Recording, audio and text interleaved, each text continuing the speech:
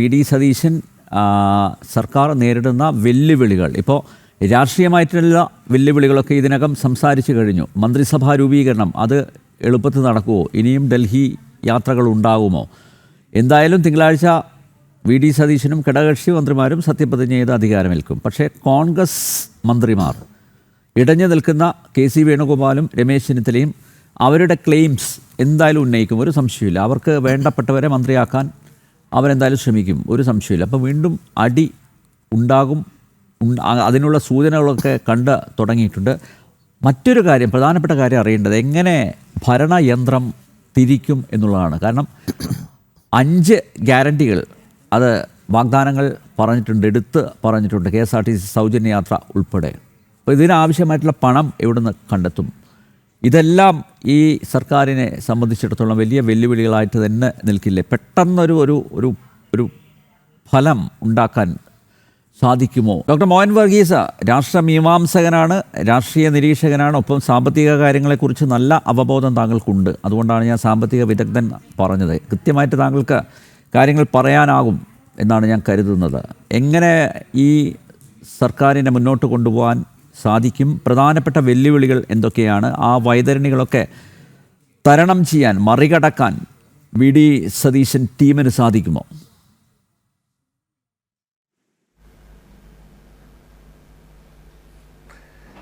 ശ്രീ അനിൽ നമ്പ്യാർ, 2 ഡയമെൻഷനലാണ് വിഷയം. ഒന്നൊരു immediate necessity, അതൊരു മന്ത്രിസഭ ഉണ്ടാക്കിയെടുക്കുക എന്നതാണ്. അത് ഇപ്പോഴത്തെ നിലയിൽ വലിയ ഭൂരിപക്ഷമുള്ളത് കൊണ്ട് വലിയ ശ്രമകരമാക്കണമെന്നില്ല. പക്ഷേ അതിനകത്തെ കോൺഗ്രസിനുള്ളിൽ തന്നെ ഒരു ധാരണയുണ്ടാകണം. 2ാം സ്ഥാനക്കാരൻ, 1ാം സ്ഥാനക്കാരൻ തീർച്ചയായും മുഖ്യമന്ത്രിയാണ്, അത് വി ഡി സതീശനാണ്. 2ാം സ്ഥാനത്ത് വരേണ്ട രമേശ് ചെന്നിത്തലയ്ക്ക് ഉചിതമായ ഒരു അക്കോമഡേഷൻ ഉണ്ടാവണം. അത് ന്യായമായ കാര്യവുമാണ്, അത് വലിയ പ്രധാനപ്പെട്ട കാര്യമാണ്. ആഭ്യന്തര വകുപ്പ് വേണം എന്ന രീതിയിലാണ് അദ്ദേഹത്തിൻ്റെ ഭാഗത്ത് നിന്ന് ചിന്തകൾ ഉണ്ടാകുന്നത്. അദ്ദേഹത്തിൻ്റെ അനുയായികളിൽ 1-2 പേരെയും മന്ത്രിമാരാക്കേണ്ട ഒരു അവസ്ഥ ഉണ്ടായാൽ പ്രമുഖ വിഭാഗമായ കെ സി വേണുഗോപാലിൻ്റെ കൂടെ നിന്ന ആളുകൾ, അല്ലെങ്കിൽ അദ്ദേഹത്തിൻ്റെ പേര് ഹൈക്കമാൻഡ് പ്രതിനിധികളോട് പറഞ്ഞ, ഇപ്പോൾ KC within quotation KC group എന്ന് പറയുന്ന മഹാഭൂരിപക്ഷം വരുന്ന CLP അംഗങ്ങളുടെ പ്രതിനിധികളെ ഏത് രീതിയിൽ അക്കോമഡേറ്റ് ചെയ്യാൻ കഴിയും? അപ്പോൾ കോൺഗ്രസിനുള്ളിൽ തന്നെയുള്ള ഒരു അധികാര സമവാക്യങ്ങൾ, മന്ത്രിസഭാ പോസ്റ്റുകൾ അലോട്ട് ചെയ്യുന്നതിൽ, വകുപ്പുകൾ അലോട്ട് ചെയ്യുന്നതിൽ കൃത്യത ഉണ്ടാവണം. ആഭ്യന്തര വകുപ്പില്ലാത്ത ഒരു മുഖ്യമന്ത്രിക്ക് എത്രത്തോളം മുന്നോട്ട് പോകാനാവും? അത് ശ്രീ പിണറായി വിജയൻ ആഭ്യന്തരം കൂടി കൈകാര്യം ചെയ്തിരുന്നു എന്നോർക്കണം. പക്ഷേ ഉമ്മൻചാണ്ടി ഭരണകാലത്തെ ശ്രീ രമേശ് ചെന്നിത്തലയായിരുന്നു, അതിനു മുമ്പ് തിരുവഞ്ചൂർ രാധാകൃഷ്ണൻ ഇരുന്നതാണ് കുറച്ചു കാലം. അപ്പോൾ ആ ഒരു രീതിയിൽ നോക്കുമ്പോൾ വേണമെങ്കിൽ രമേശ് ചെന്നിത്തലയ്ക്ക് ആഭ്യന്തരത്തിൻ്റെ ചുമതല കൂടി കൊടുത്തുകൊണ്ട് ഒരു വെടിനിർത്തൽ, അല്ലെങ്കിൽ ഒരു സമവായം, അക്കോമഡേഷൻ ഓഫ് ഇൻട്രസ്റ്റ്, അത് വേണം പരീക്ഷിക്കാം. അപ്പോഴും ഒരുപക്ഷെ കോൺഗ്രസ്സിന് ലഭിക്കാൻ സാധ്യതയുള്ള 11 മന്ത്രിമാരിൽ 7-8 പേര് KC വേണുഗോപാലിൻ്റെ നോമിനീസ് തന്നെ ആയിരിക്കും. അവരൊക്കെ സ്വാഭാവികമായി സീനിയർ നേതാക്കളും അർഹതയുള്ള ആളുകളും തന്നെയാണ്. പക്ഷേ അങ്ങനെ ഒരു വിലപേശൽ ഉണ്ടായാൽ ഒരുപക്ഷെ VS അച്യുതാനന്ദന് സംഭവിച്ചു കൂടായിക്കൊന്നുമില്ല. അത് ഇമ്മീഡിയറ്റ് ആയിട്ടല്ല, ലോങ് ടേം റണ്ണിൽ അത് ഒരുപക്ഷെ ഫീൽ ചെയ്യും. അച്യുതാനന്ദൻ്റെ സമയത്ത് അദ്ദേഹത്തിന് ആദ്യം പാർട്ടി ടിക്കറ്റ് നിഷേധിച്ചു മത്സരിക്കാൻ, പിന്നീട് മത്സരിച്ച് ഭൂരിപക്ഷ കക്ഷിയുടെ നേതാവായി, മുഖ്യമന്ത്രിയായി. അപ്പോൾ അദ്ദേഹത്തിൻ്റെ ക്യാബിനറ്റ് നിറയെ പിണറായി പക്ഷക്കാരായ ആളുകളായിരുന്നു. ആ ഒരു സാഹചര്യത്തിൽ അദ്ദേഹത്തിന് മുന്നോട്ട് പോകാനായി അദ്ദേഹം അനിതര സാധാരണമായ വൈഭവം കാട്ടി. പല കാര്യങ്ങളിലും അദ്ദേഹം പൊതുജന വിഷയങ്ങൾ ഏറ്റെടുത്തു. അങ്ങനെ ഒരു ജനകീയ പ്രതിച്ഛായ ഉണ്ടാക്കിയെടുത്തു. സമാനമായ ഒരു പോരാട്ടം വി ഡി സതീശന് ഒരുപക്ഷെ നടത്തേണ്ടി വന്നേക്കാം. ജനകീയ വിഷയങ്ങൾ ഏറ്റെടുക്കുകയും അത് ജനകീയ വിഷയങ്ങൾ ഏറ്റെടുത്ത് വലിയ രീതിയിലുള്ള ഒരു ഭരണവും സമരവും കൂടി എന്ന് പറയുന്നത് ശരിയല്ലെങ്കിൽ പോലും ഭരണത്തിൽ ഇരുന്നു കൊണ്ട് അജണ്ട സെറ്റ് ചെയ്ത് ഒരു വികസന അജണ്ട, എൻവയോൺമെൻറ്റൽ അജണ്ട, അദ്ദേഹം പരിസ്ഥിതിയെക്കുറിച്ചൊക്കെ വലിയ കാഴ്ചപ്പാടുള്ള ഒരാളാണ്. എൻവയോൺമെൻറ്റ് അജണ്ട ഇതെല്ലാം സെറ്റ് ചെയ്ത് മറ്റ് വിഷയങ്ങളൊന്നും വരാതെ, നെഗറ്റീവ് ഫാക്ടേഴ്സ് ഒന്നും വരാതെ മുന്നോട്ട് പോകാനാവും. അപ്പോഴും ഒരു പ്രതിസന്ധി അവിടെ നിൽക്കുന്നു. ഘടകകക്ഷികളെ സമന്വയിപ്പിച്ചു, കോൺഗ്രസിന് ശാന്തതയുണ്ടാക്കി, സമ്മതിച്ചു. പക്ഷേ ഖജനാവിൽ പൂച്ച പെറ്റ് കിടക്കുകയാണ് എന്ന് പറഞ്ഞത് സാക്ഷാൽ വി ഡി സതീശൻ തന്നെയാണ്. ആ പൂച്ചയെ എടുത്തു മാറ്റേണ്ടതുണ്ട്, പൂച്ച കുഞ്ഞുങ്ങളെ മാറ്റേണ്ടതുണ്ട്, എന്നിട്ട് ശുദ്ധീകരണം നടത്തേണ്ടതുണ്ട്. അവിടെ പണം കുമിഞ്ഞുകൂടിയില്ലെങ്കിലും ആവശ്യത്തിന് പണം ഉണ്ടാകണം.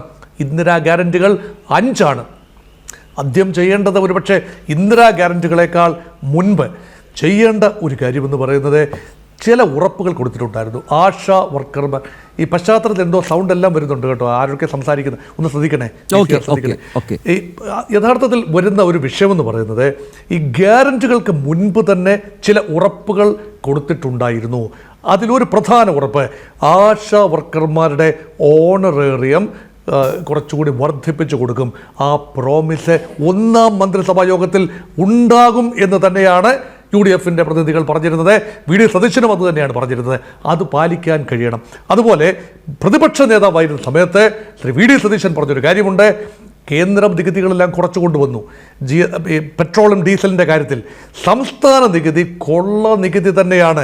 അത് കുറച്ചു കൊണ്ടുവരാൻ സംസ്ഥാന സർക്കാർ തയ്യാറായില്ല. എന്തുകൊണ്ട് കുറയ്ക്കുന്നില്ല? കേന്ദ്രം കുറച്ച മാതൃകയിൽ എന്തുകൊണ്ട് പിണറായി വിജയൻ സർക്കാർ നികുതികളുടെ കാര്യത്തിൽ കുറവ് വരുത്തി ജനസൗഹൃദപരമായ നിലപാടെടുക്കുന്നില്ല എന്ന ചോദ്യത്തിന് ഉത്തരം നൽകാനുള്ള സമയമായി UDF ഗവൺമെൻറ് തിങ്കളാഴ്ച ചുമതല ഏറ്റെടുക്കുകയാണ്. എന്താണ് പെട്രോൾ ഡീസൽ വിലയിലുള്ള തീരുമാനം? അതൊരു ഗുഡ്വിൽ ജസ്റ്റർ എന്ന നിലയിൽ 3.5 രൂപ കൂടിയത് ഒരു 1-2 രൂപ കുറച്ച് കൊണ്ടുവരാൻ, നികുതി വരുമാനത്തിൽ കുറവ് വരുത്തിക്കൊണ്ട് അത് ചെയ്യാൻ സാധ്യമാണോ? അപ്പോഴാണ് കാതലായ വിഷയം.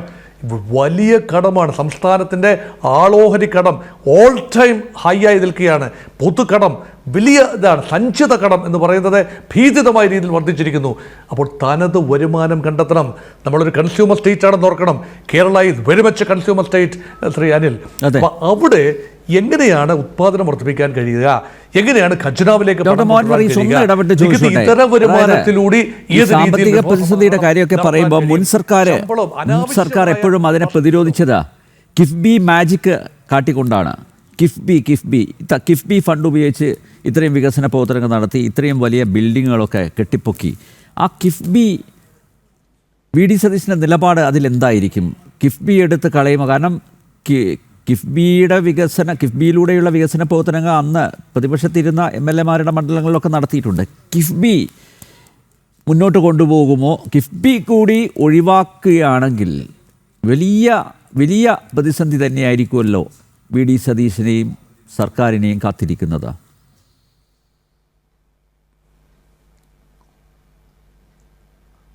തീർച്ചയായും ഇൻഫ്രാസ്ട്രക്ചർ വികസിച്ചെങ്കിലേ പറ്റൂ. ആധുനിക ലോകത്തിന് അനുരൂപമായി നിൽക്കാൻ തക്ക റോഡ് വികസനം ഉണ്ടാകണം, ഇൻഫ്രാസ്ട്രക്ചറൽ വികസനം ഉണ്ടാകണം.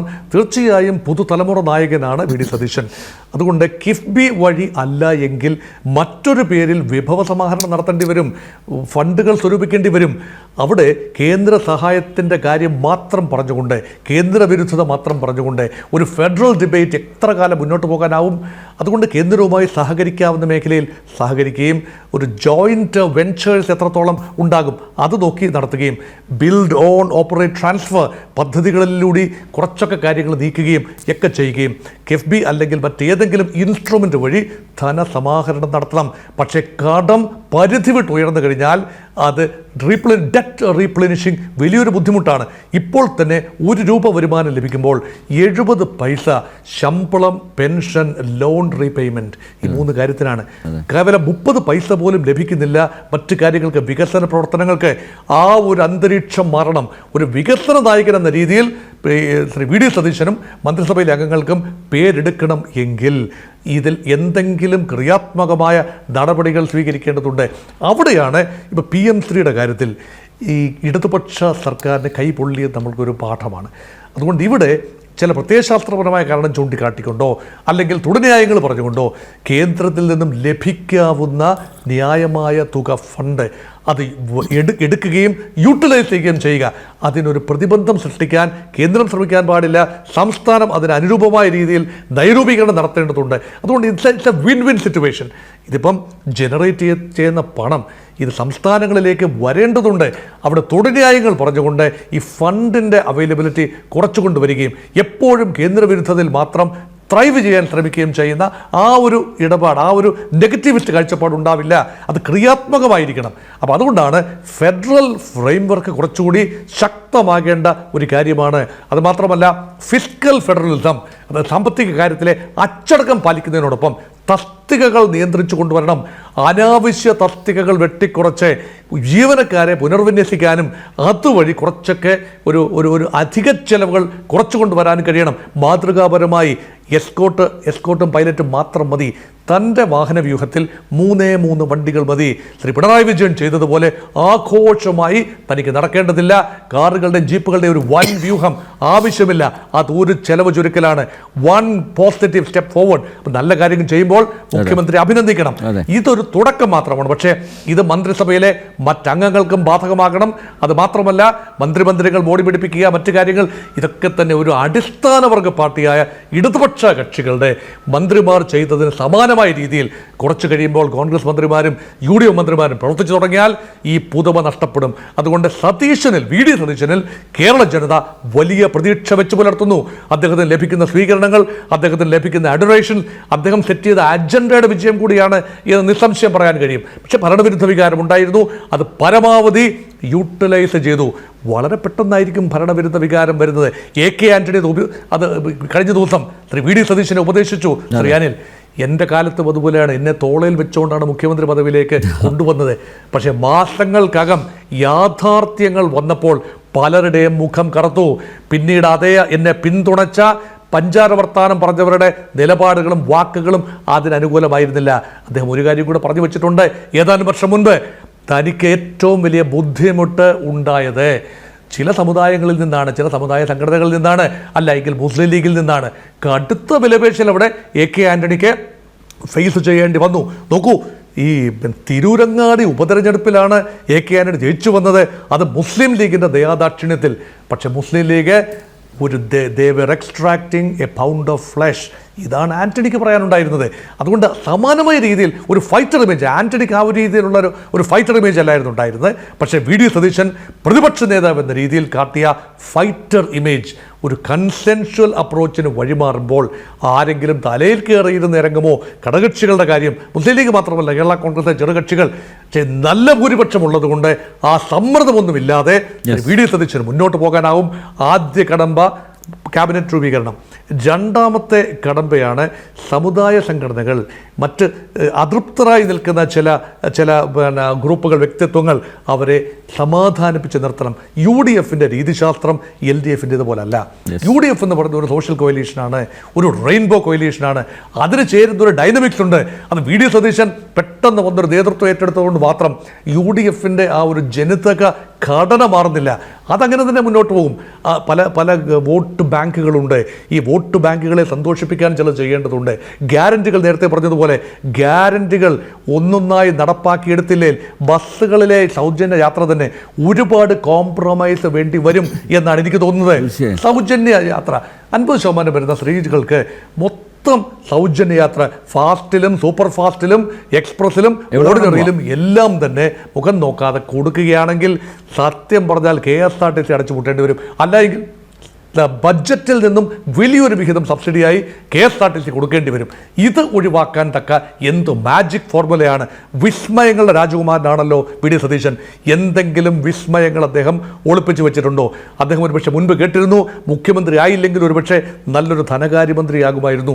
നന്നായി പഠിച്ച് ധനകാര്യം കൂടി മാനേജ് ചെയ്യാൻ അറിയാവുന്ന ശ്രീ VD സതീശൻ സംസ്ഥാനത്തിൻ്റെ ആരോഗ്യം, സാമ്പത്തിക ആരോഗ്യം, ധനകാര്യ ആരോഗ്യം കൂടി കാത്തു സൂക്ഷിക്കാനുള്ള നടപടികളിലേക്ക് വരും. കടുത്ത ചെലവ് ചുരുക്കലുകൾ വേണ്ടി വരുന്നൊരു കാലമാണ്. അപ്രിയമായ ചില തീരുമാനങ്ങൾ എടുക്കേണ്ടി വരും. ശ്രീ അനിൽ, ഇതെല്ലാം തന്നെ ജനങ്ങളെ ബോധിപ്പിക്കുന്നു. വലിയ പ്രതീക്ഷയാണ്. VD സതീശൻ വന്നു, എല്ലാം ശരിയാകും എന്ന പ്രതീക്ഷ നിറവേറണമെങ്കിൽ യഥാർത്ഥത്തിൽ കടുത്ത നിയന്ത്രണം വേണ്ടിവരും. അവിടെയാണ് യഥാർത്ഥത്തിൽ ഒരു പോരാളിയുടെ മുഖം തെളിയേണ്ടത്. അവിടെയാണ് ജനങ്ങളുടെ നായകനായി അദ്ദേഹം നിൽക്കേണ്ടത്. അത് നമുക്ക് കാത്തിരുന്ന് കാണാം. പല വാളുകളും മറഞ്ഞിരിക്കുന്ന, തിരശ്ശീലയ്ക്ക് മുന്നിൽ മറഞ്ഞിരിക്കുന്ന പലരുടെയും കയ്യിൽ നിന്നും വാളുകൾ ഉയരാൻ സാധ്യതയുണ്ട്. അത് സ്വന്തം പാർട്ടിയിൽ നിന്ന് തന്നെ ഉണ്ടാവാം, ഘടകകക്ഷികളിൽ നിന്നുണ്ടാകാം, സാമുദായിക സംഘടനകളിൽ നിന്നുണ്ടാകാം. ഇതെത്രത്തോളം ഭംഗിയായി പ്രതിരോധിച്ച് നിർത്തുന്നു, അതിനുശേഷം വേണമല്ലോ ഭരണം നടത്താൻ. ഇതിന് VD സതീശൻ എല്ലാ ഭാവുകങ്ങളും നേടാൻ ഞാൻ ഈ സമയം ഉപയോഗിക്കുകയാണ്. പക്ഷേ ചതിക്കുഴികളുണ്ട്, മുന്നിൽ ആപത്തുകളുണ്ട്, മുന്നിൽ വലിയ വെല്ലുവിളികളുണ്ട്. പക്ഷേ അവിടെയാണ് അദ്ദേഹം തൻ്റെ ഒരു ടെനാസിറ്റി, തൻ്റെ ഒരു വേർവിറ്റൽ കാട്ടേണ്ടത്. അത് കാട്ടുമെന്നുള്ള പ്രതീക്ഷയിലാണ്. ഇപ്പോൾ മുഖ്യമന്ത്രി പദത്തിലേക്ക് ഏറ്റെടുത്തില്ല. അതിന് മുൻപ് തന്നെ നമ്മൾ വിമർശിച്ചാൽ ഏത് ലെവലിൽ വിമർശിക്കും? അധികാരം കയ്യിൽ കിട്ടിയിട്ടില്ല, കിട്ടിക്കഴിഞ്ഞാൽ ഇങ്ങനെയാകുമെന്ന് മുൻകൂട്ടി പറയുന്നതിനേക്കാൾ നല്ലത് ഇങ്ങനെയൊക്കെയാണ് പ്രതിബന്ധങ്ങൾ, അത് തരണം ചെയ്യാൻ അദ്ദേഹത്തിന് കഴിയട്ടെ എന്ന് മാത്രം ആശംസിക്കുന്നു.